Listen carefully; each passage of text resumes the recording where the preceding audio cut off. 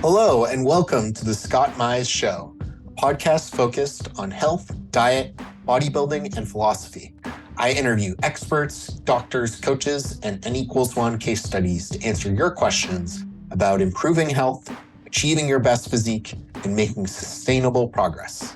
We'll cover topics from carnivore and ketogenic diets to bodybuilding to life philosophy and everything in between. Enjoy the show. This episode is brought to you by LMNT Electrolytes. This month, we're switching it up with an exclusive offer that's only for VIP LMNT partners, including Carnivore Cast listeners. You can now receive this free sample pack along with any regular purchase when you use my custom link, which is provided in the show notes or my Instagram link in bio. That's drinklmnt.com/carnivorecast, all one word. And as I said, I'll include the link in the show notes. LMNT Electrolytes are convenient, evidence-based, and delicious, and get yours today to help support the show. Thank you. This is a quick disclaimer before we start the show. This show is for entertainment purposes only. Nothing said here should be taken as medical advice, and please consult with your physician before making any changes to your diet, exercise regime, or medications. Thank you, and on to the show. Nick Gloff, at Nick Gloff on Instagram, is a high-level bodybuilding coach and renowned expert when it comes to training programming, execution, and application. He holds degrees in exercise science and kinesiology. Nick believes coaching is more than just spreadsheets and WhatsApp messages. He serves as a mentor, friend, and caring person to everyone on his team. I've had the pleasure of being coached by Nick for years and the honor to call him a close friend. He's helped me immensely, not only with my physique goals, but my overall life and well-being. Welcome to the show, Nick. Man, that was so nice. Thank you. It's all true and all deserved.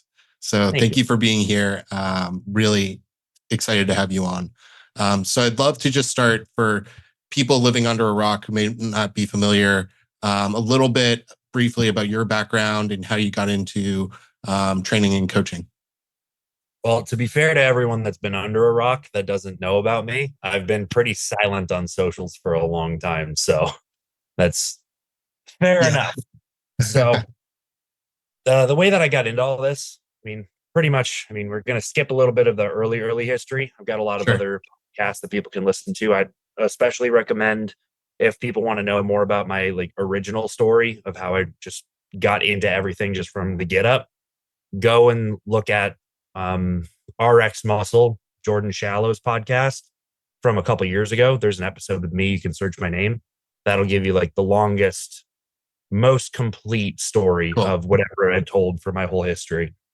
But for me getting into coaching, it kind of became something out of necessity that I started doing directly out of college. So for me, I already knew when I was going to go into school that the only thing that I actually cared about was bodybuilding. It was pretty much the only thing that I dedicated myself to fully. Because I did sports all the way through my childhood and into high school. I stopped at college because I knew that the only sport that I cared about continuing was bodybuilding. But everything I did up to that point was to get me as far along as I possibly could in as short a period of time as I could manage with my knowledge and my expertise and my ability to take up a next level within bodybuilding for myself personally. So all the way up into getting into college and what I decided to study, the whole purpose was to be better at bodybuilding. I didn't really have an aspiration of being a research scientist or a physical therapist or any of the things that most people, or even really a strength and conditioning coach in the traditional sense. I didn't get into the degrees of exercise science and kines thinking oh yeah, I want to go that way. Bodybuilding is just kind of a thing I do. And then I'm just going to figure out all the rest of this with the job I'm going to get. It's more I did the whole thing because I wanted to do bodybuilding better. Yeah. And then everything else just came as a consequence. Got it. But through college, once I got to the latter portions of it, and I had already done a little bit of the lab research stuff, so I got my feet wet with it. I did enjoy that work. And I did do some exposure to more clinical settings. So working with a cardiac rehab unit, which is something that everyone with my degree had to do at one point or another. And then I did a bit of an internship with a orthopedic therapy clinic. That was also a chiro clinic. That was also a physical therapy clinic. that also did strength and conditioning for a couple of high schools in the area. So I kind of touched into everything at one point or another just to see how I liked it all. And still, of everything I did, the most impactful thing on me was me living with other guys that also did bodybuilding, but I mentored them through the whole process. So I almost had my own like team Gloff camp for a while in college because I had a couple of guys that actually are athletes that have been athletes before while you've been on the team. Wow. That did start with me in college, and they lived with me, and I put them through everything and coached them and gave them their foundations, and then they went off and did their own things later. But that was where it all started with the coaching, was a couple of guys that I had living with me that I just kind of taught and showed the ropes and continued to bring my education up another level so I could see it play out right in front of my eyes with the people that surrounded me. And through that, once I got to the end of college and I was a fairly good student, finished with a 3.96 total cumulative. So it was, I kind of had the opportunity to go anywhere I wanted to. If I decided I wanted to go follow a path into orthopedic, I could go into pre-med and do all that stuff to get there. I could go further into the master's, the PhD route, if I wanted to, and continue doing research stuff. Could have went into the physical therapy route, could have done the chiro, like anything was there, but all of the things were there. And I had some interest in all of it to some degree, but not enough that I wanted to like spend the next multiple years of my life dedicated to staying in school and learning it, and then spending the next 15 years trying to dig myself out of the debt hole that job was going to give me for how much money it was going to cost for me to do it. And the biggest defining factor for me was, and actually had a specific moment that I had made this decision. It was at a practicum course day that I had. It was one of the final classes that I had to take for my degree. And it was a class that you pretty much did personal training under supervision. Cool. And as I was leaving one of those sessions that day, I had to kind of make a decision because one of the professors there was kind of like hovering on me a little bit. Like, what are you going to do? What are you going to do? You're going to have to decide what you got to do. I mean, you doing the PT thing because you kind of have to put in your papers now if you want to do like physical therapy, or do you want to go the PhD route? Because they were kind of pushing me that way. Like, you should go and do the research thing because you could do it. Like, maybe not, maybe not. And I talked to my friend Justin Torres, which I hope he's doing well. I haven't talked to him in a while, but it was one of my closest friends during college, and he was in the course at the same time. And I just kind of had like an epiphany moment. Like, I don't care. I really don't care. What I need to care about right now is the fact that if I wait until I'm 30 to be able to have the opportunity to actually do bodybuilding more than half-assed, that's not going to be okay for me. I'm going to hate whatever I'm doing. Even if I enjoyed doing the thing, I would resent the fact that I couldn't do bodybuilding for another decade. And then the whole thing that I did my education for in the first place would have been for, because I did it for bodybuilding. I did it for the reasons that I just wanted to be better myself and figure out all the things I needed to be better. That would all just be put on the back burner for 10 years for me to figure out what my career was. It's like, nope. I just have to be a bodybuilder and figure out a way. And I already knew how to coach.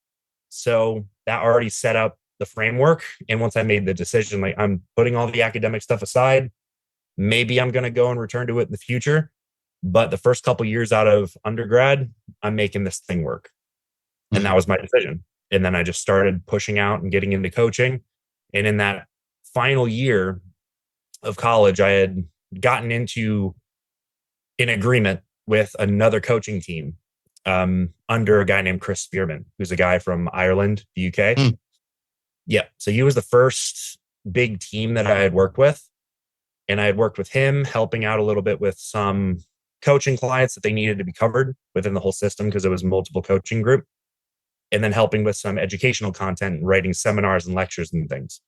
And then making a bit of a module for biomechanics and stuff. Cool. Started there. And then shortly after that, Jansen had reached out to me and kind of dropped a line like, hey, kind of interested in maybe you coming down and doing the Cam Jansen thing because I'm starting up this coaching group, and then the rest is history. Since then, I came down to Florida because I was originally in New York, And then I've been here for almost 4 years now. I was with Wow. Camp Jansen for another year and a half to 2 years after I had moved. And then I had broken away to go independent. And since then, it's just been me doing my thing and then pulling in more collaborative groups as I go and building a bigger and bigger network. So that's pretty much the short story made longer by giving you more details. Yeah, that's awesome. Really interesting. Um, and I think it's really cool to hear. A lot of people say, like, when you start coaching, you should start coaching for free. And I think coaching people that are like actually living with you and right with you is like an even further echelon of that. As long as they're willing to actually do it. You know, a lot of times you tell your buddies things and they're like, yeah, sure, I'll do it. And then you see them like drinking beers and skipping gym sessions. But ones that actually do it, couldn't be a better way to like learn your craft, I imagine. Yep. Luckily enough, the guys that I did help that really stuck to it did. They Yeah. really did while they were around me. They did kind of go off their own ways eventually, but Yeah.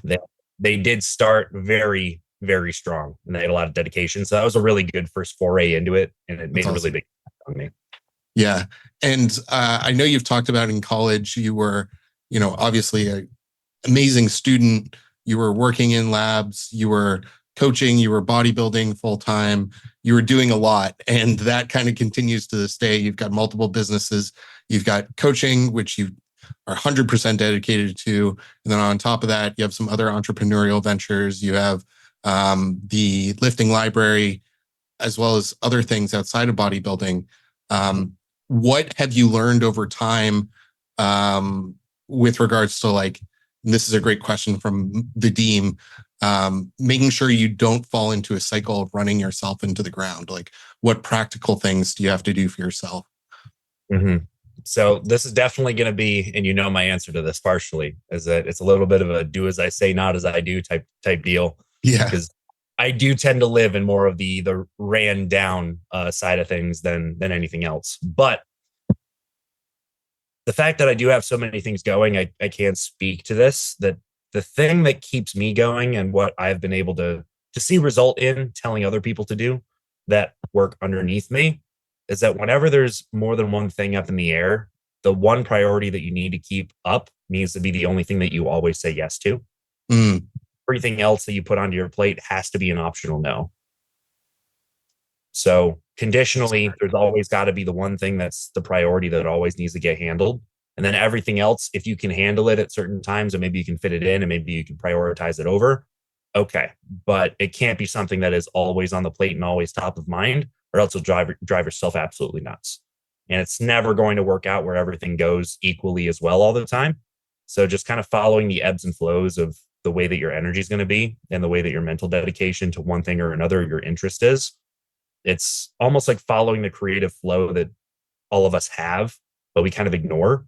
That we go through ebbs and flows of caring about things a little bit more than others, being more interested in some things than others. And following in that is probably the best thing that could be done, so long as it doesn't sacrifice the normal day to day that needs to live in the background without taking away from your normal well being. So, staying on top of like meditation or breathing practices, which is probably the most woo woo thing that I'll say here. But honestly, it's the least of the woo woo things that anybody can possibly do to try and keep themselves feeling mentally okay. Because I don't know how many people now, and this isn't a bit of an aside, but I guess it's completely on topic, I guess, is that I have had to give this advice more and more to clients over and over and over again. I probably even just this week said it 3 to 5 times and written out pretty much verbatim the same thing as a check-in response, that what our major priority needs to be is not allowing everything that we're dealing with to always be present all the time and not allow us to not take care of ourselves. In the breathing practices and the meditation, even though it's not something that a lot of people are used to, it's so backed up by science at this point that is irrefutable, that it's just the truth that we have a parasympathetic to sympathetic nervous system interface that we have a very hard time accessing through normal means that are within our own volitional control, aside from breathing. You can change how the internal system works by changing your external environment, but we don't always have that option. We don't have the ability always to lessen the amount of external stressors we're under. We don't have the ability to selectively push up on those either at times for us to get a desired result. Sometimes when you're pushed too far, you just don't have the ability to respond that way. That's kind of a problem that we end up with, like getting ran down too much in a prep is a problem. Just stressed about everything, stressed psychologically about how you're going to perform, how every session is going to go. Are you getting better? Are you getting worse? Are you losing muscle? Oh my God, like the catastrophizing turns into a higher stress state that ends up making everything go worse and then creates its own self-fulfilling prophecy. Yep. And it's the same thing in any other phase. And it doesn't even matter if you're bodybuilding or not, just normal people experience this too. So being able to stay on top of taking care of yourself with simple things that just keep us as the most unnaturally living generation of human beings ever, keeping us connected to what the human being as an animal is, and allowing ourselves to feel it and express the way that we actually are and dig a little bit deeper into that is probably the most important thing that almost nobody does. And with all the increasingly ambiguous problems that people seem to face, and having a cohort of people, which is nice for my research brain, always having a roster of people gives me a good cohort to look at for like, what are the trends that I see in people all the time? And I see continuously, and I have over years, that the general angst that the average person has that they can't put their finger on is consistently increasing all the time. And it's happening across people everywhere. There's some special unicorns that are just happy-go-lucky and they have no problem with that. But they are becoming less and less frequent that I find them. And even those people, they seem to be more like, I can handle a lot of stress without acknowledging that it's stressing me. Yeah. Yeah. And so me being one of those people also, I can recognize that in people very readily. And tying it back right to the question itself is that what I could advise for people and what I do myself to try and keep everything intact. So whenever I get straight enough, far enough away that things don't feel right, I always come back to the basics. Am I drinking water? Am I taking some time away from being stimulated by just other people's voices and thoughts? Am I taking the time to just sit in silence, to breathe and take care of what the awareness of my internal body is? Am I taking any time to cycle through the thoughts that I actually have on a daily basis and work through emotions that have built up? Am I sleeping on a good schedule and consistently enough with enough hours? Is the quality going to be good enough? Are there things that I could do to better that? Like all these things that are pretty much, if we were to sum it up, going through the list of things that we go through on a daily basis that are different from what they would have been through our evolutionary past, and trying to figure out how we can mitigate the negative effects of being there. That's how I return back to normal when I have so many things going on. Yeah. Yeah. Makes a ton of sense and very, very insightful answer. I think I can think of several guys on the team who definitely fall into that trap of just taking on more and more and adding more stress and getting in their own way. Mm-hmm. There's also a lot to say to where most people in this day and age don't really have much of a choice of whether or not they pick up more stressors, which is kind of the problem that I've ran into more recently, is that I could tell people as a coach, like, hey, you got to get your stress down.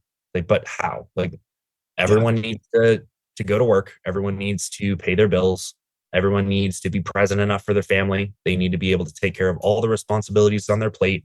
People are trying to survive. So just like any other time, we got to do what we got to do. But right now, in the current period that we're living in, the normal person is having to deal with a lot. Like an easy example, and won't even use a name, but I work with a lot of people that have families, full families.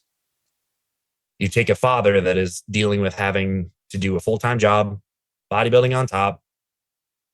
Kids are growing up and having their own issues. You have to be present for that. You have to be present for your relationship at home. You have to be able to be a working member of society socially. You can't just cut everybody off and be separate from everybody. You can't just cut off your other interests. You can't just stop doing all the other things that take you away from bodybuilding. It's not possible. And as time goes on, all those things increase for people. They don't decrease. The older you get, the more responsibilities you take up until a certain point, and then they drop off because you can do whatever you want at some point. Yeah. But for most people, that isn't a reality for the period of time that you're actually actively bodybuilding. So it's not, we unfortunately don't often have the opportunity to do addition by subtraction as far as stress management goes, which would be the ideal. It's a lot of addition of taking away time where we're just uselessly spinning our wheels and intervening more quickly is more what I see as the solution, because most people just ignore the fact that they have a lot of things going on and there's nothing they can do about it. And the overwhelm of having all of it going on ends up being a resting state instead of being able to sit down and go, okay, do I have 10 minutes of time somewhere in my day, like somewhere, anywhere, that I can sit in silence and breathe and just exist without a podcast, without music, without anything else that's influencing. Without that, we don't get to experience who we actually are. And that gets further and further away from us. And the dissonance gets bigger and bigger. And then you don't even know how to work with any of the stress anymore. It's just always there, like wrapping you like a blanket. And it just ends up getting tighter and tighter until it's like a straitjacket. And then you end up actually voicing it to the person that's trying to manage you. And then it's like, what are we doing here? Yeah, too far gone. Yeah. Yeah. What do you like most about coaching, Nick? I think the most rewarding thing is I would like to say getting the end result, but it's not really the end result. It's more like the getting to the place that somebody never would have expected they could have gotten to. And then them finally realizing that they did it. That's the thing. All the in-between time, because there's no way that everybody can be grateful all the time. They can't always be happy with the process. There's never going to be a time for that. Like, people are not going to be able to do that. And you would be too satisfied with what's happening if you had that mindset for you to really take things to the next step continuously. So a lot of that middle ground is a lot of troubleshooting and problem solving. Troubleshooting and problem solving, even though it obviously is getting you somewhere, it's covering the bases, getting you where you need to go. During the process, you're going through trials. You're trying to figure out what is working, what isn't working. Whenever you're trying something that isn't working, or it's moving slower than you might like, or you can't notice the changes as quickly as you'd like to, whether it's a realistic rate that you're trying to see it at or not, there's going to be doubts and negative emotion and difficulties that need to be managed. That part is really what coaching is. It's handling all of those things. But the end result that actually becomes rewarding is once you have somebody that can really look back and go, holy cow, I actually did it. I did all this stuff that I didn't know I was able to do. And all of that difficulty that was behind me, that was just what added up to getting me here. It wasn't the catastrophe that it felt like at the time. It wasn't anything negative that I really had to worry myself over. I got here. I was able to do it. And now what else can I do? That realization, seeing it from anybody, whether it's getting somebody on stage the first time, getting somebody to a goal with just their overall size, trying to get them as lean as they've ever been, whether they're a competitor or not. Like, any of the things that's set up in front of somebody as their initial challenges, even here's one, somebody coming in with like a eating disorder problem that's haunted them forever and they just don't know how they're going to get through it. And then they look back and go, I don't have this problem to deal with. And I don't know the last time that I've not had to deal with it. Yeah. Moments like that. Yeah. Moments like that can just fly by your face that you don't always recognize are the thing. That's the thing. It's not so much, for me at least, it's not really about the trophies. It's not about the placings, even though those are great, especially yours, Scott. Yeah. It's not really about that as much for me. That's great stuff, but being able to know that people were actually concretely impacted in a positive way that has given them something that they can take way beyond just their bodybuilding, that's the rewarding part for me. Yeah. Yeah. Certainly I've seen it myself, and with other people you've helped, it's definitely been way beyond just the bodybuilding. And I can imagine how rewarding that would be. On a personal note, what has led you to approach life less as just a bodybuilder and more as a complete person who does bodybuilding and does coaching? So this was a question again from our good man Vadim. Yeah. Yep. Shout out to Vadim, our favorite part of the podcast, number one. Yeah. Um, I think that's been a slow and steady evolution for me over the last few years, where I had to recognize at some point, and I'll credit a lot of the change that is made for me on that end to moving down here to Florida at the time that I did, and having the exact chain of events that had happened with me up to getting me to this point, the people that I was exposed to at the times that I was. So for me, coming down here before I had actually made it down to Florida and had the big job opportunity for coming into Camp Jansen and getting into the fold with Raw and Revive and all of this stuff that was like the big I made it moment. Before all of that, I was just some kid from Western New York that just talked shit on the internet, pretty much. Like intelligent shit some of the time, maybe half of the time, but it was talking shit. So starting from there and just like having that happen out of nowhere was mind blowing to me. But up until then, everything about bodybuilding was glamour. It had all the glitz to it. It was like the thing for me. And it had been for years. And then getting the big opportunity to come down here, it still was. But I came down here and the people that I was exposed to, I got to see some of the best athletes in the world regularly. I got to see some of the best coaches in the world regularly. I got to spend a lot of time with them and being able to just see them in their own environment, being able to see them interacting with each other and then their interactions with me and the stories I had heard and just talking to people like human beings that I had just only saw as like superheroes before. I kind of came to the realization that all of these people are just people, which is something that of course could have dawned on me earlier, but I was kind of too young to realize that.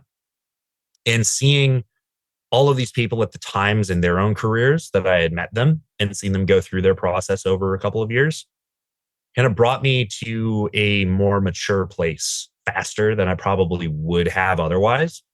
Because I got to see like Matt Jansen go through his evolution as a person over the last couple of years, which has been crazy, crazy huge and way super fast.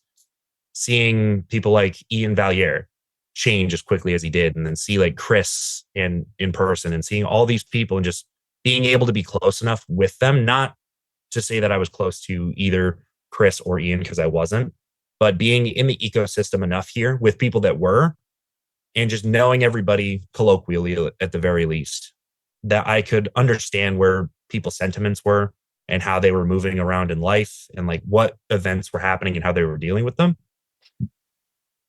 A lot of the glitz and the glamour around bodybuilding just slowly faded away for me to see the reality of what it was.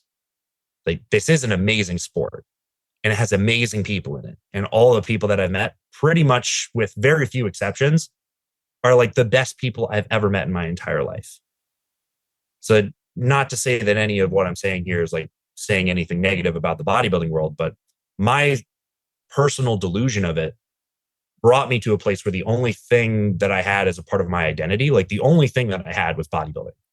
It was the only thing that mattered to me. It was like all that I defined myself as is just absolutely every part about me was bodybuilding, which for anybody doing anything, that's not healthy. It doesn't matter what it is.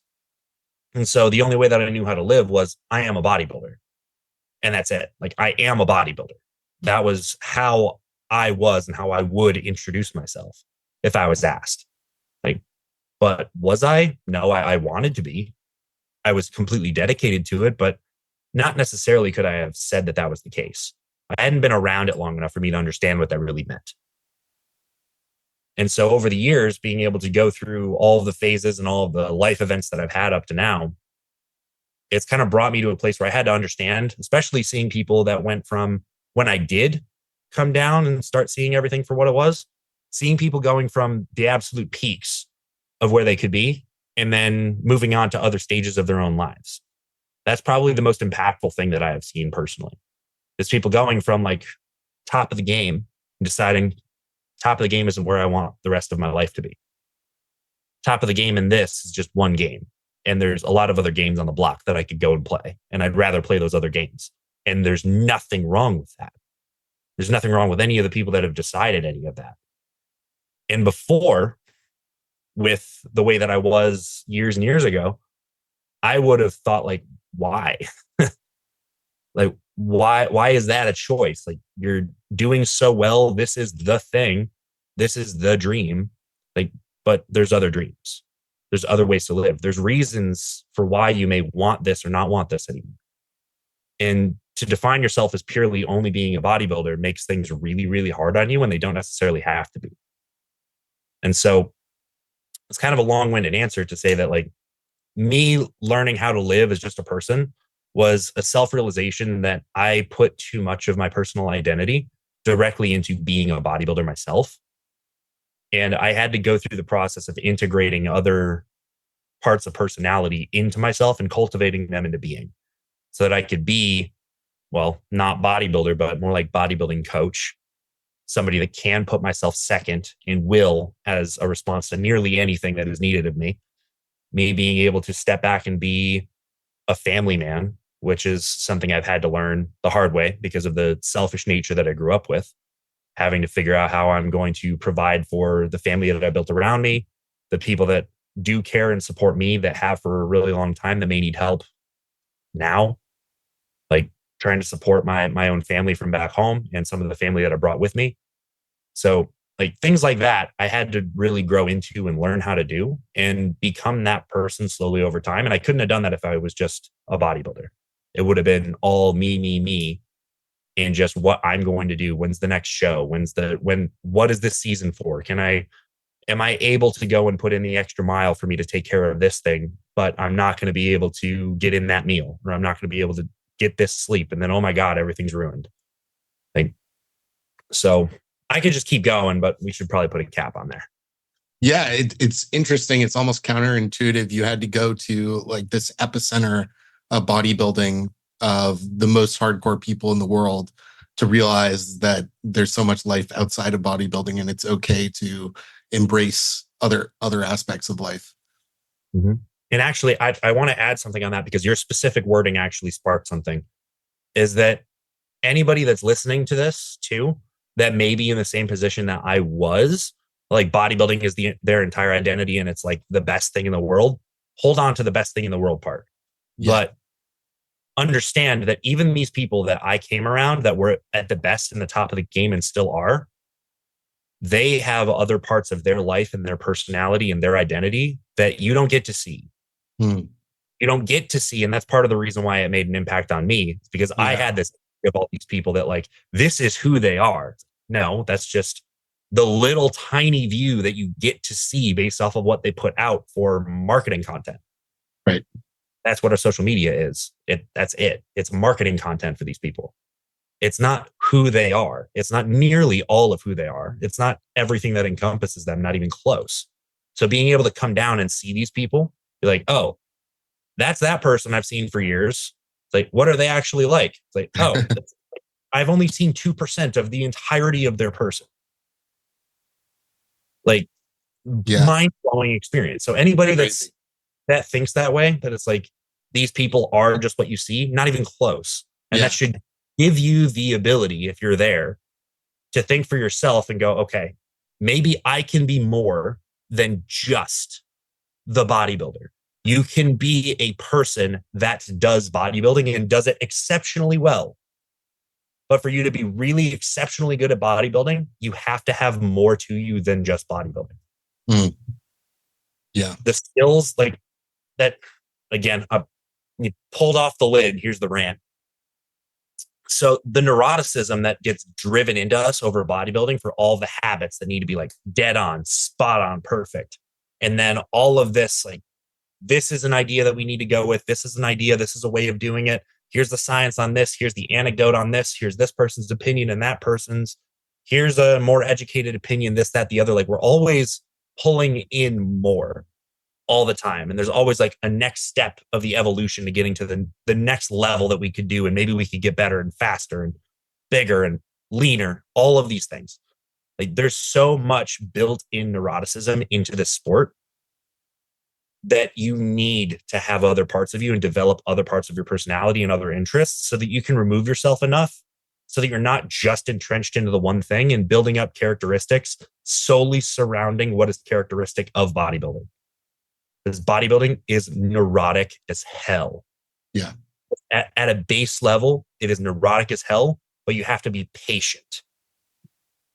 Neurotic and patient is like, if that's all you are, you're going to go nuts. Absolutely nuts. And it's not going to take a very long time. Yeah.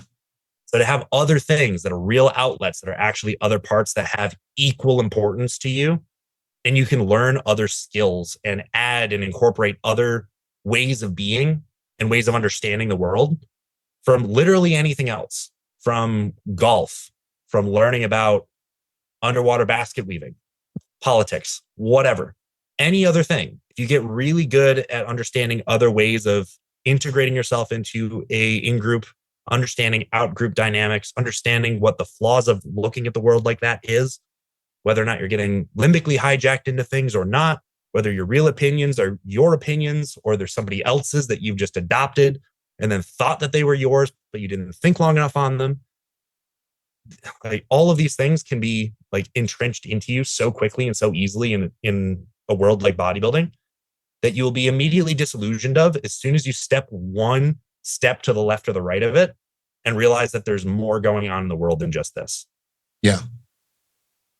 Yeah, I really like that description of bodybuilding as neuroticism and patience because it's so true, and they're almost completely opposed to each other at times. So yeah, you need other things to be able to have both of those. I think that's really well said. You've had the opportunity to work really closely with Cameron Cheek, who's a very successful prep coach. He's had tons of pro cards, national championships. What's it been like working with Cameron on his clients? How does that work and how did it come about? So it's been awesome. Cam's a really, really good friend of mine at this point, which I'm very happy to say. Also, he just got married, so congrats to him. Yeah. I don't know if he's probably never going to hear this, but it doesn't. I still wish him all the best, just like everyone already has. But either way, it's temporally close enough for us to say it. The way that it came about originally was we actually started working on our first athlete, I believe, was Jarek Crew. It was either Jarek or Elias McCall. One of the two was our very first person that we worked with. And he pretty much just approached with, hey, I know you're good at this. I want to see what we can do with this. Let's see, maybe, because we had been introduced lightly before, just being a part of the ecosystem with Cam Jansen. So he had known Jacoby really well. He had gotten to know Berzacata a little bit. We had come into contact over just being mutual friends through that. And then he had decided through some of the work that I had done and seeing just kind of the analytical nature that was pushed forward and impressed upon him by the work I was doing already and being convinced of that by the other people in our circle. He doesn't really like training all that much. It's not his passion. So he's like, all right, well, training guy, I know, I can trust him. So let's see how this goes. So he kind of pushed that across and saw if he could get any of his athletes that wanted to work with two coaches and work with a collaborative process so that training could be covered better. And then that was it. That was history. Since then, we've been able to get multiple placings secured. We've gotten a lot of people up on stage over the last year, 2 years. And it's really, we haven't missed with anybody yet. So it's been nothing but positive. And the way that we work through it, so kind of the back end stuff, is that we both have always done things through Google Sheets and WhatsApp for our communications and where our sheets and data sit. And so it made it really easy for us to integrate, where we have a 3-way chat on WhatsApp. So everything is done completely together. Every communication that is made between either the athlete and me or the athlete and him happens all in one place. Our communications to each other, Cam and I, if it has anything related to do with that athlete, that's going to happen in the same place. Any of the video analysis that I do, any of the extra talk about any other topics that we have to deal with, all happen there. So everything is 100% transparent and it ends up being a real, true team effort where you can actually get the feel for, like, it's not just one person sending instructions over and another person sending instructions over and doing it through separate channels and then calling it a collaboration. I do some of those and they don't work nearly as well as being able to create a true team dynamic and really sit behind somebody to make sure that they're supported with everything. and knowing where the other coach's mind actually sits and how they process things, which is where the collaboration with Cam and I has gone so well, because we can think so similarly and we understand each other, where I know the moves that he's going to make before he makes them usually. And he knows what I'm going to do in response to anything that he's going to do, or what I'm seeing is going to reflect very closely to what he's seeing. And we can bounce back and forth on anything that we don't see straight. So it's like having a like twin telepathy type deal with him. It works so smoothly that we don't even have to think about it. And so the Google Sheets also, because he's one of the sheet masters of the whole bodybuilding world, where both of us have them designed very similarly, but his are much more intricate than mine. And we just tie those both together. So all the information is in one place and all communications are in one place. So the nuts and bolts work is that simple. We just do everything together. Yeah, that's really cool. I didn't realize just how integrated it was. You've talked about it a few times. But I guess, how have you been able to learn from Cameron about nutrition and peaking and some of the things that he is more focused on himself?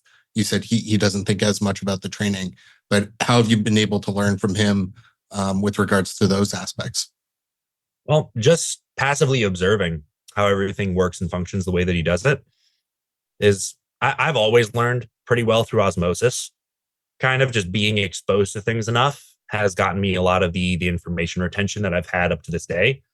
So being able to just see the process and then understand the system, because we're both systems level thinkers. It's not just putting little details together because they feel like they match. It's more like tearing down systems, understanding what the base components are, and then working it backwards from their base principles is how both of us think on pretty much everything, which is the reason why that we get along so well and we can understand how the process goes and we can kind of catch up on each other's thoughts without having to really explain anything. So being able to see the kind of questions that he asks as athletes, what the reasons are behind the specific decisions that he makes, and some of them that don't have any real need to ask the questions on. You just know the outright answer is pretty much self-explanatory. So being able to just watch and see how the decisions are made behind the scenes makes it really easy to pick up on the reasons why everything gets done. And so I don't really have a more in-depth answer than that, other than just being able to happen. Because honestly, I hate to say it this way, but all of this stuff is fairly simple. Yeah. Bodybuilding, it's just different ways of coming to similar conclusions, and then just little details that differ from one person to another. So being able to pick up on just the attention to detail portion of it that he has and the specific things that he pays attention to is probably the biggest thing that I've picked up. Just the small specifics that a lot of people would just glance over are much more of a highlight in his process, which I have seen. And I'll say this also, that people that I know that are a little bit more old school would have thought like, that's not really necessary. It's like, that's a little bit overboard. It's really not going to make that big of a difference. Or this process is too cumbersome, or like the sheets thing is overdone. It's like difficult and the people are like, all of these critiques over the way that his process specifically works and people similar. I've seen more consistent, absolute, perfect, 100% nail it results with that process than I've seen from anyone else. Yeah. So I think it's spoken for itself that a lot of the details do matter, but being able to decide which ones to actually do and which ones are negotiable is kind of where the art of coaching comes in. And the science and the art of coaching is a balance, but I think it's pretty much down nailed at this point, especially within that team. Yeah. Yeah. It makes perfect sense when you're working side by side that you just pick up on a lot of things. And I noticed it when we were doing the prep together. You would ask me a lot of detailed questions about, how full am I feeling? How are my pumps in the gym? How is my sleep been? Like all these things. A lot of it's tracked through the sheet, so it's systematic. But you were also asking questions along the way of, how am I digesting this meal? Things like that, which were really helpful, and I think helped get us to the best place possible. Mm-hmm.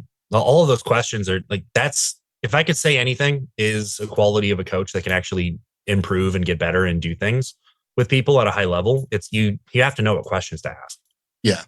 That's more than knowing the answers, because you can come to like the bio individuality of everybody that does bodybuilding is so wide that you can come to such different answers for what's going to be the perfect solution for one person versus another.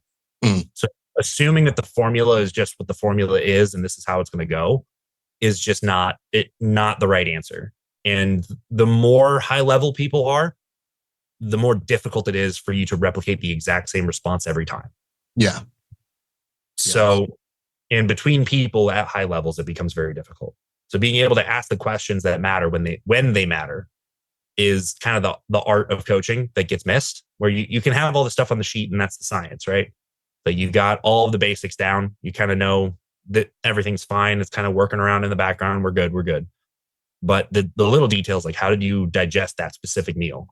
Did you feel bloated? Did you have like burping happening? Did you have like, how was your night of sleep last night? Did you notice that did you push your meal an hour a little bit later? Is that the reason why your weight is up? Like all the little stuff that you might kind of glance over, when it comes down to it, does matter. Yeah, absolutely. And to the point on some of those details, what views on the X's and O's of bodybuilding have you changed your mind about in the last few years?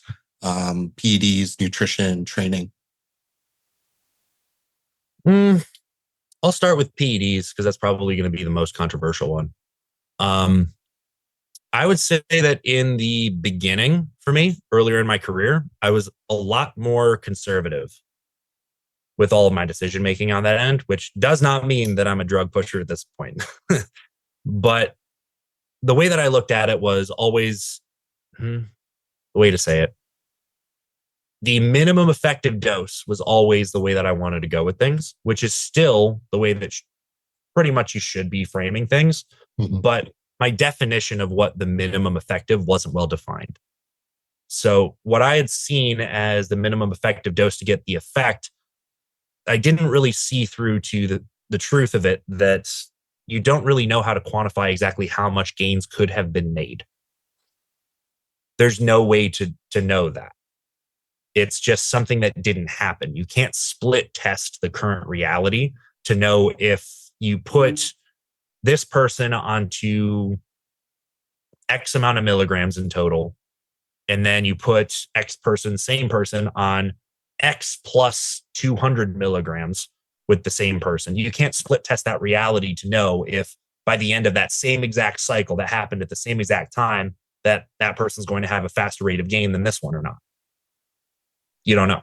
You don't know if the end result's going to be better with one or the other. So, and if that's kind of the gamble that we take, and we have a limited time for people to be able to achieve their goals in bodybuilding, and we have an understanding that we need to be watching health markers anyways, taking care of people, making sure that health supplementation is right and all the basics to keep them on track is good. Like, you can be as conservative as you want to be. There's really no limit to how conservative as you could get. But you're not likely to get to the end result that you're looking for if you want to be really competitive and get to be a really good athlete in the time that you have allotted for it. Most people don't start bodybuilding when they're like 18 and 19 or 20. Like, most of the people, even on my own team, including you, didn't start with it and taking it really seriously until late 20s. That's when the journey starts for most people. And so if you're working with what we're going to have from 25 to 35 or so is looking at the most reasonable average of times that people are going to be able to do bodybuilding effectively, where 35 plus, some people just decide it's time to hang it up for either biological reasons, they actually need to step back, health reasons, life reasons, their interests change, whatever. We're looking at the sweet spot of 25 to 35. You only have 10 years, but realistically, you're going to need the first 3 years to grow and build to be able to even be competitive at like a local to regional level. And then for you to get up onto, getting pro qualified, going to a national level show, and then maybe taking, anything below a second place for another year or two, maybe 2, maybe 3. So that's already eaten up 5-6 years of your 10 years. and your goal is to be a high level pro or go to the Olympia, which everybody that gets into it pretty much wants. It's like you already know that the first like 6 years is not going to be easy for you to get to that end goal. And then if you do manage to get to that top, you get past the national level, you get your pro card, and now you're in the pro ranks. How many years do you still have left? You're like, okay, I've got another 2-4 years up until that like magical sweet spot is over with. Then you have to decide, do I live my life like a bodybuilder up until I'm done, and I'm 40, 42, 45, if you hold out that long, or you just hang it up when you're near your peak. That's usually what people have to contend with the timeline that they actually realistically have to work with. So trying to go with like, okay, first year, we're going to go with just TRT here, just going, 200 milligrams at the max. And then we're going to go a whole year here. And then we're going to go and see if maybe 250 is enough. Then we're going to go with that for a year. It's like, okay, that's 2 years of the mandatory, like 5 to 6 that you were likely going to have to take for you to get past the amateurs. And in that 2 years, you likely didn't make half of the progress you could have. So making that realization by being put into the position where I have to make decisions long-term for people. I don't have clients that just walk in and walk out. Not here. I'm not the coach, like luckily enough, because I'm not the prep coach guy that is just the prep coach that people know as that. I don't have people that show up and be like, all right, we're doing a prep. Like, okay, sweet. We're doing a prep. And then they disappear after show day. That's not typical.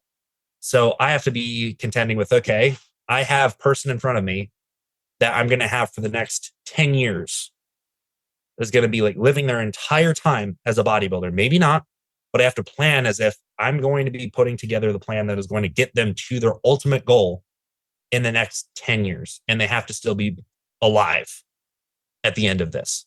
So I have to figure like, okay, what is the actual sweet spot? It's not the minimum effective dose. It's more like the maximum dose that can be taken while keeping all health matters in check and consistently regulated properly to get us to the goal, knowing that we have exactly the amount of time that we have on average to get there. If we can't see it happening in 10 years, doing it the way that we're doing while still being healthy at the end of 10 years, we're probably not doing it right. Yeah, that's a really great answer. It's an accelerated timeline for a lot of people, I know. And yeah, in an ideal world, everyone would have a 20-year career and they could just slowly escalate up doses and they would all respond like Phil Heath to a tiny, tiny dose. But yeah, people have goals. They have a timeline. They have a limited amount of time. They can be fully dedicated to this. And I think you still do it extremely safely. And that's worked very well for me and others. But yeah, I agree that, you need to also respect what people are trying to get out of it in a certain amount of time. Yep. And I'll say this too, is that people need to understand already walking into it. And this is a conversation that any coach that is worth their salt will do, is have the real conversation with the athlete before they ever make the decision to move over from natural. It's like, you have to know what this risk is going to pose on you. Mm-hmm. You have to make the decision from day one that this is something you're going to accept. And this is how it is. And if your goal is truly to get as far as you want to go, then there's going to be some risks involved and we can't control for all of it 100%. We're going to watch out for all of it as much as we possibly can, but there's no way to even know if you had nothing to do with bodybuilding and lived a normal everyday person's life for the next 10 years, you could still end up at the end of that 10 years with a health issue that couldn't have been foreseen. Yeah. Now add in bodybuilding on top of it, we have more things that can spur that along. You have to understand that there's some things that may happen. It may have been spurred by this, but you have to be able to accept the fact that you're taking the risk. So people need to walk in already knowing that this isn't just sunshine and rainbows. There's a lot of risk involved. But if you have a goal, you have a goal. And also make this point, is that the accelerated timeline on people, what I often see, and this is definitely not the right way to go about it, which is part of the reason I've been motivated to make the change in the way that I approach this, is that people that do feel like they're rushed and they don't have a lot of time left, regardless of the reality of the situation, they'll often way overdo the drugs. Go super overboard, thinking that that's actually going to get them more results faster, as if they can jumpstart like a couple of years ahead by taking even more drugs. And that only shortens the timeline of how long they can continue to do it, lowers their quality of life during and after, and doesn't get them any result. So in my eyes, my thinking is if we start a little bit earlier, not going right up to the maximum right in the beginning, but getting a little bit further along over a longer period of time, over years, not as if they're on cycle for the whole continuous time. But when they are, they're using the max that they can tolerate without health issues. You can get them closer to that level and they're on that for more years and you continue to take care of their health. They're going to get to their end range where they're worried that they're not going to make it. Like, I don't have that much time left. Like, we didn't just spend the last 5 years just putzing around. We got somewhere. We don't need to try this crazy 3-gram cycle for you to try and get there. You don't need to go and find the coach now that will tell you that, yeah, we're going to go with the 3-gram cycle now because that's what you need. Like, that option doesn't come up if you've actually taken the due diligence and done it all along the way to make sure that people got the maximum result from what they could tolerate for the longest period of time. Yeah, makes sense. It's a very personal choice. And I think you're absolutely right that every good coach has to ask the right questions and get a proper understanding with the client in order to help guide them to whatever decision they want to make. How about on the training and nutrition side? What's something you've changed your mind about there? So I would say that not a lot has changed on the training and nutrition, honestly. I think what has changed the most is just my rigidity of thinking over time. Is if I look back on my opinions and the way that I had done things years ago, not a lot has changed. Honestly, a lot of the process stays the same, but my ability to accept other ways of doing things within the training and nutrition world has become a lot easier. So I can see the merit in other things because the only thing that I stood strongly on and never changed was the basic realities of things. It's like, one, nutrition, calories in, calories out rules all. That's number one rule. Number two, preference of the athlete matters. And then individuality matters. So what they like is for a reason most often. And that reason is usually digestive problem of some kind or another, or they have some sort of negative reaction to something that may go subconsciously. They don't understand what's happening, but they don't feel good. So like those things, really easy. I've stood by those things for the entire time I've been coaching. I've been able to understand a little bit more of those preferences matter a little bit more than I may have used to. I may have used to have been a little bit more hard on the decisions I made. Like, here's one. It's like having to have, like, you can't have more than one meal of your day is from like whey protein. Like, that's one of those like really weird rules that I used to have. Like, you don't really want to do that. But at the end of the day, have we actually seen that matters concretely? No. I don't think we really have the data to say that that's conclusively a rule that we should have. I think anecdotally there's some to it, but if there's somebody that needs that for their schedule to work, I think that that's going to be the winning combination. If they need to get it in, if they need to do it that way, then that's going to be better than them not. So instead of trying to force people into a structure that makes more sense from like the balance of the science to the anecdote that I had found to be like the ideal on paper before, I'm more willing to just accept like, okay, maybe it's not perfect on paper, but this is going to be better than the option that's perfect on paper that isn't adhered to. So why don't we go with that? Much more accepting of that. And then for the training side, the principle that has always underlined everything that I've done is be the most effective at anything that you choose to do. And the one thing that matters is how much work you get done that you can recover from. Those principles have never changed for me. A little bit of my rigidity on how to get there has changed, because I used to be a lot more on the side of like lift as heavy as possible, as heavy as you could possibly get within a rep range that still makes sense, and keep your volume relatively lower. Yeah. That was more like my style. And I was a little bit more against like the really higher volume stuff, which I can make justifications for at this point. But the reason why I've not had to change all that much with those things is that they've still proven to work. They've proven to work because of the basic principles behind them. The lower volume style that I used to cling to worked because I was maximizing load and proximity to failure. Because of that, I was hitting the base that I could hit with that style. If I went about it another way and went with higher volumes in total, stuck with a fairly close proximity to failure, balancing that out, then the loads were still at a place that was appropriate for rep ranges for me to actually hit that same proximity to failure relatively to the other style. Yep. Then the end result could pretty much be the same as far as hypertrophy is concerned. It's just a matter of preference and what you can actually continuously sustain. Yeah. So going one style or the other, I've used as a default, and I've always used it as the default, to stay on a little bit lower end of the volume scale, but get a higher variety of movements in at a base so that you can get a lot of angles of work done. Yep.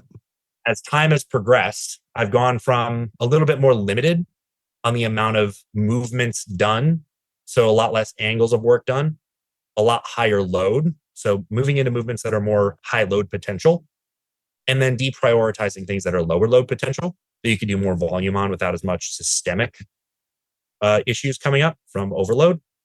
I've moved further and further over to adding more opportunities for more loading using a different scale so that more movements can be done within a single session or across an entire training cycle that are going to be in varying degrees of stimulus and fatigue relative to one another and what our goal is. So I can go up and down the scale where it's needed and appropriately plug in as many places within a training cycle, how much work can physically possibly be done and still be productive. So base principle has always been do as much work as you can possibly get done and recover from. The way that I went about it in the old days was a little different.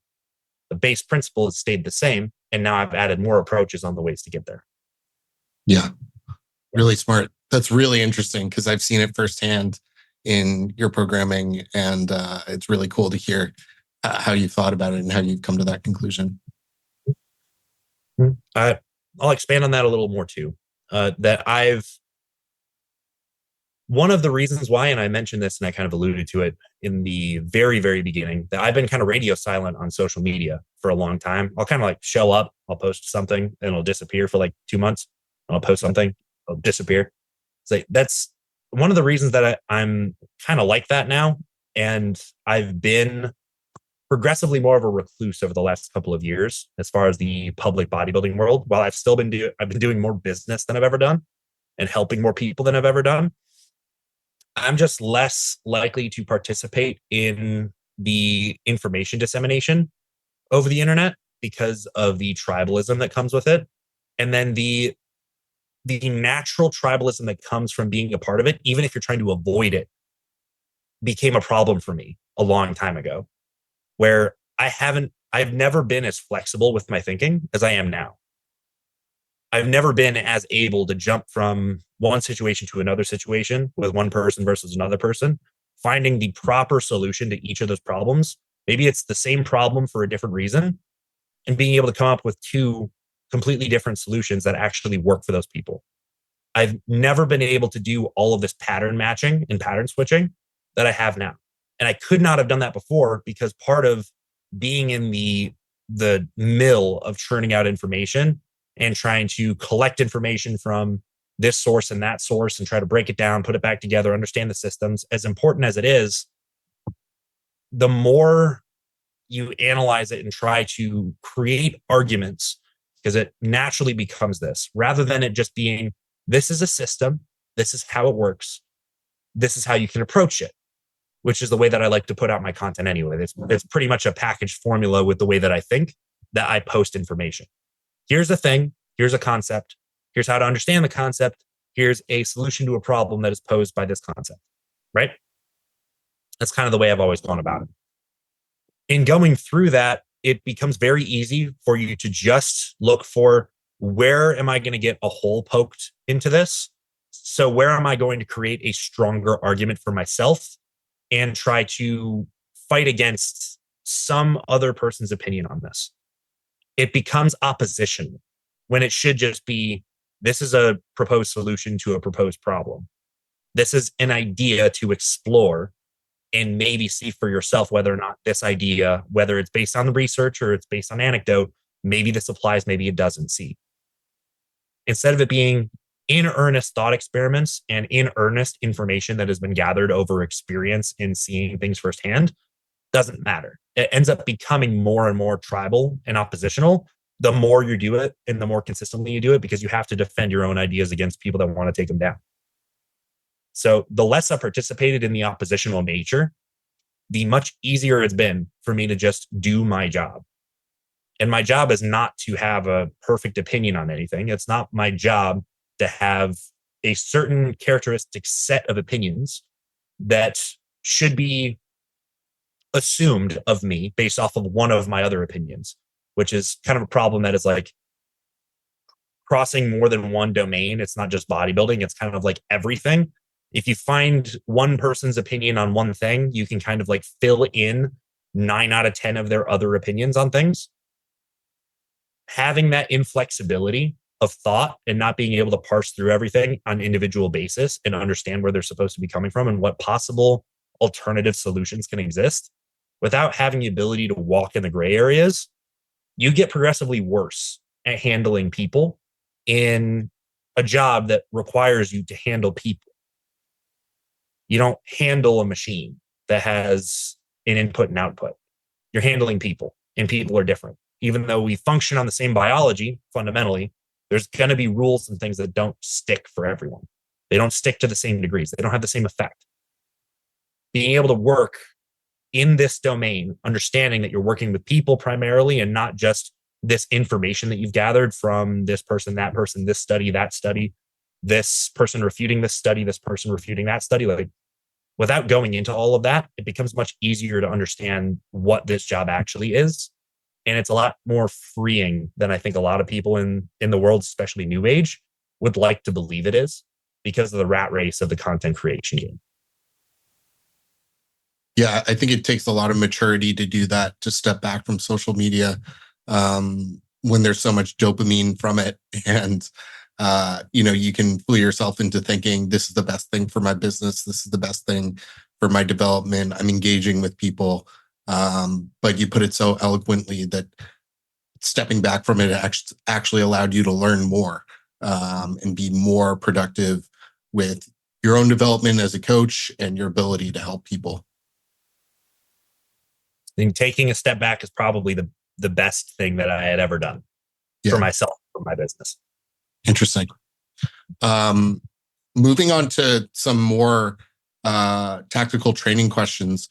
One thing that you've introduced that I hadn't really seen a lot of people do before, I guess Jordan Peters is doing it a bit with trying to repopularize upper lower splits. But you do something that's not like a traditional bro split or traditional push pull legs. Like, you mix in certain movements, like on a push day, you'll have a rear delt row or maybe some lat movements or some biceps. How did you sort of come to that, and why do you think that's more effective? So I came to that by having a lot of time personally working with a push-pull leg split myself. So I had used that for myself for a really long time, and I had started off with kind of the normal idea that most people that actually get into that style of training originally started with. Because years ago, it wasn't this clear. Years ago, I was like, okay, well, you do enough pushing and pulling, your biceps and your triceps are going to grow enough. You do enough pressing, your delts are going to grow. You do enough rowing, your rear delts are going to grow. Like, okay, true, but true to a certain point.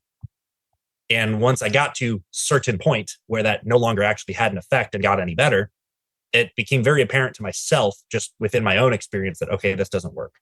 Like just ignoring the fact that these other body parts need their own dedicated volume and a fair bit of it to be able to progress effectively is not really a good way to go long term. And if you just kind of make the realization and never pivot, not the greatest plan. So really early on is when I made the decision that I kind of understood that at least got the concept, not necessarily started applying it effectively in the very beginning.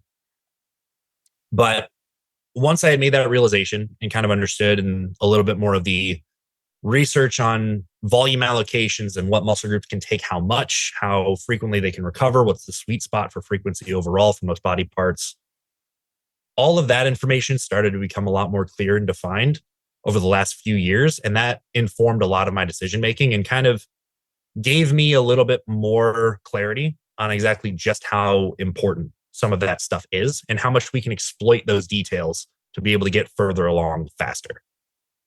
So starting off with already knowing that early years, and this was partially because of my influence of knowing who Jordan Peters was for a long time, knowing DC training, knowing fortitude training, knowing all of these other styles, and then seeing what kind of results were produced by what, and just understanding like what the recommendations were for like what level of development you're at. So kind of melding all of these together and figuring, okay, like maybe starting off in the very, very beginning, you can get everything that you need from full body or upper lower. But why is that? We can do that because we're so underdeveloped and not really put under all of those forces consistently enough yet that you have to come up to a very basic level, a minimum level of development for you to be able to handle moving loads through space. And if you're doing big general movements, and that's the primary amount of work that you're doing, then yeah, if you have no real development on your biceps or your triceps or your forearms or your delts, like you're going to grow them because you have no tissue there to start with. You're really, really weak. The things that you say it this way, the conduit of force between the environment and the muscle groups that are providing the force to move it aren't strong enough to handle it yet. So what is limiting you is more so those muscles that act as a conduit between the environment and then your central body. So arms and delts. Those body parts are going to have to grow as a result of you moving loads around, pressing and pulling. They will. But once they get to the point where they're adequately strong and developed for them to be able to handle the loads that your larger body parts can, while the larger body parts are actually getting most of the force being placed through them because they're what's actually leveraged to do it. Once they get to that point, they don't really hypertrophy all that much more unless you bias them with your execution, whether that's on purpose or not, or you train them more directly on their own. That's what you're left with. So at that point, you have to decide if you're going to follow that direction or not. So you get to a certain point of development and the full body or upper lower no longer works. You either get too strong at that point in time where you can't recover anymore because you're moving too big of loads and your sessions just aren't functional at that point. You have to spread things out, or you just maximize the development you could have gotten. Then you have to move on to the next stage. Next stage is higher frequency. The next stage is moving to more of a push-pull leg split if you're following the normal recommendations. You move to push-pull legs, that increases the frequency overall, spreads out the bigger movements, gives you more opportunities to hit them with higher loads, and you can get a little bit more specific. That's one step away from what the upper, lower, and full body is.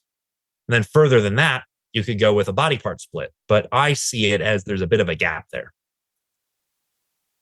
I don't think we need to make the full step into a full, like just a single body part split style. And I don't really think most people, even the people that we point to that do like the bro or the pro split, whatever you want to call it, I don't really think most of those people, even historically that we point to, that did that style or claim to have, I don't really think they did. I think that's more of just the category that they lumped their training into. But most of them trained more than one body part in one day. Like, are they training only side delts on one day? Like, no, they didn't just do a full session of 30 sets of side delts. That's likely not what happened. Like, did they do pressing on that day? Likely. Do they do some sort of pulling or a fly motion, which even if it's a row or a pull down for rear delts, it's still the same motion. It's just abducting the upper arm. It's just doing it differently. So are they doing all of those same patterns in the same day? Yeah, likely. Did they do a little bit of chest work on that day? Maybe. So could we just call their chest and delts or their delt day a push day? Yeah, we could. If they're training chest and triceps, are we calling that chest day or are we calling that push day?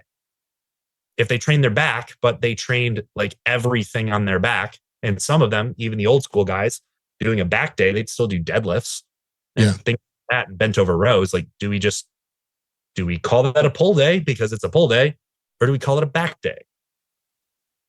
And then they have an arm day. That's really the only thing that makes it any different. So having those dedicated days is kind of the extra. If you take it as it's literal and go all the way to just single body part split, I think that's kind of ridiculous. I don't really think anybody needs to do that. To take it literally as you have a bicep day and you have a tricep day and you have a side delt day and you have a rear delt day, like that stuff is absolutely ridiculous. No one does it. No one is doing that. You're placing multiple body parts on days. You're just changing the definition of what you call them.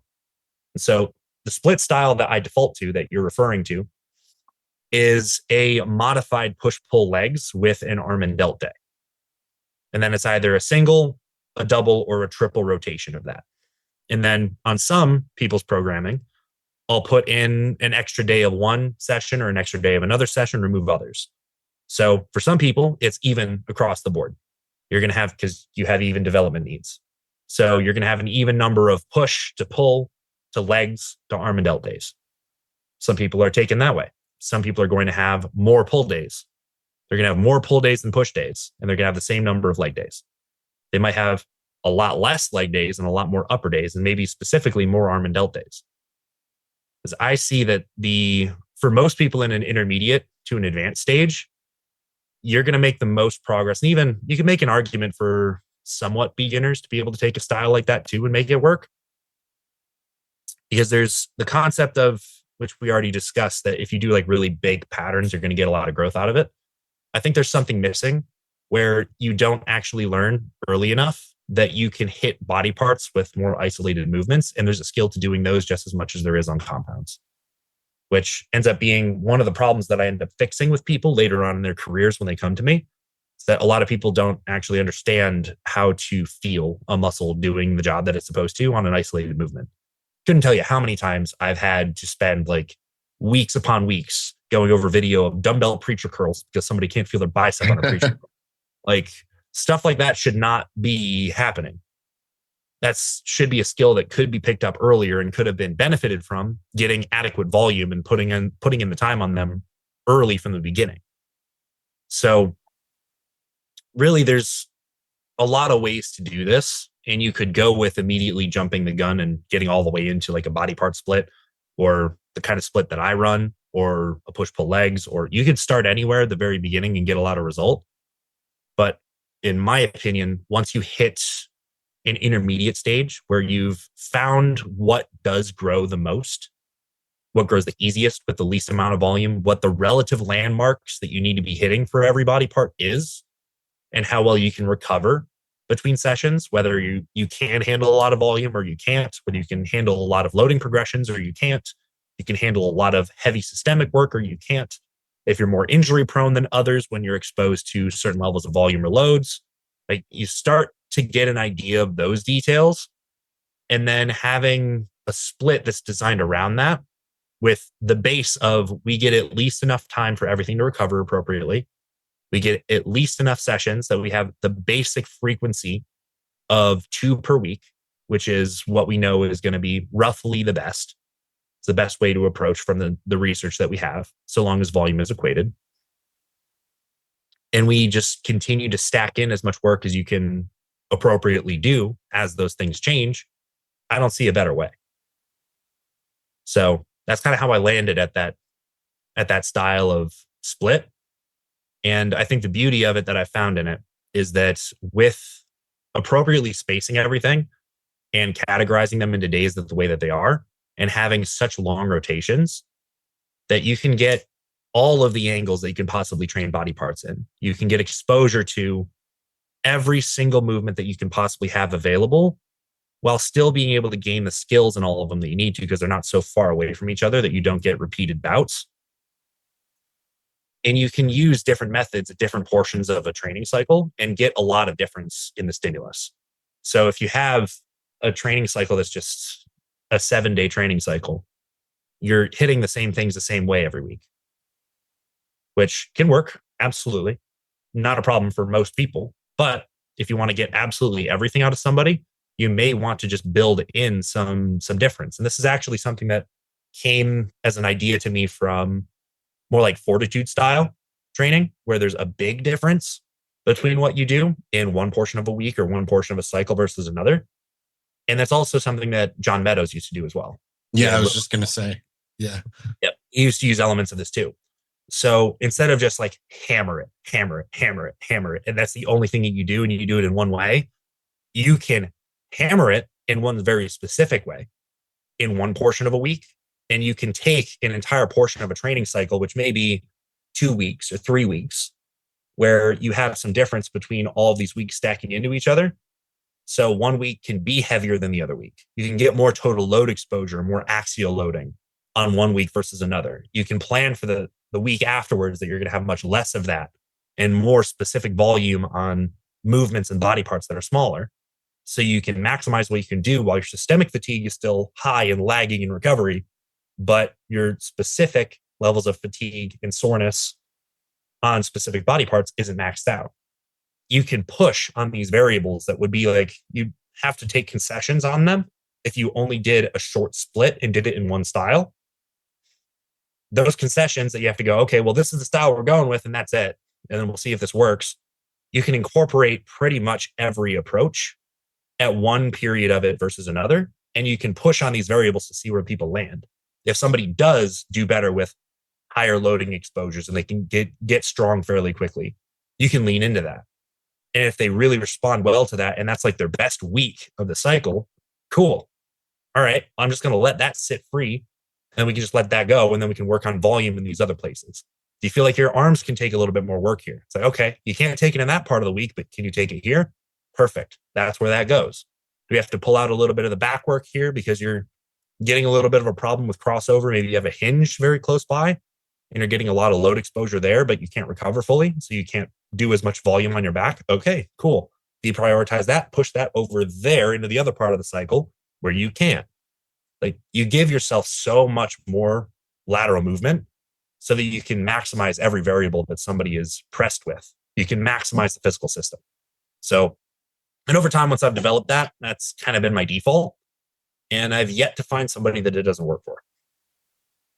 Yeah, and it's so cool breaking out of these arbitrary boxes. It never made sense to me with like the quote unquote bro split or pro split, how people train like 80% of their muscle mass on one day with a full leg day. And then all the other days they're training like 5 to 15% of their muscle mass. And then like, it's okay to put a hinge or a rack pull on back day because that fits into the arbitrary box of back. But God forbid you try to put a row or a pull down on your push day or your chest day, even though those are two pretty small muscles relative to your legs. But, it doesn't fit within the paradigm. Yep. It's just arbitrary rules. Yeah. But we needed arbitrary rules because we have infinite freedom on the training floor. So one had to create arbitrary rules for us to break. Yeah. Well, Nick, thank you so much for coming on. This has been awesome. I feel like I could ask you 30 more questions, but we don't have time for that. Where can folks follow you, find you, and reach out if they want to work with you? And all the links in the show notes as well. Okay. So anyone can find me on Instagram. That's going to be the easiest place for you to get a hold of me. So you could reach out to me there. You could send me a DM if you like, but the easiest way to actually get a hold of me is to go through the links in my bio to my website, which is just teamgloff.com. Very simple. You could just search that too. Then you can get a hold of me through there. So you could reach out either directly through email if you like. You could reach to me on DMs on Instagram, which is less likely for me to answer. You can get into and apply to coaching through the website and all the other things that I offer. And yeah, that's pretty much it. I would say YouTube, but it's kind of not been active for a really long time. If you want to learn some free stuff, you could go ahead and go onto YouTube because I have a couple videos there. They're great. Oh, thank you. I They appreciate stood it. the test of time. I appreciate that. Maybe I'll bring it back at some point. You should. But there's some free content there. The rest of my stuff is on Instagram. That's where the majority of the content is. So if you want to learn more, just go there. And if you want to really learn more and you actually want to be good at training yourself or you want your clients to be, I have an exhaustive exercise library that's also housed on my website, which is very easy to find. You can just go through my links and go to teamgloff.com. If anyone is interested in getting more of an insight on the specific nuts and bolts on things, that would be my recommendation. That's going to be the most complete education that you'll get coming out of my mouth. Great. Thank you, Nick. Hope you have a great rest of your day. Thank you, sir. I'll talk to you later. Thank you for listening to the show. You can find The Scott Mize Show on Instagram, YouTube, Facebook, and Twitter.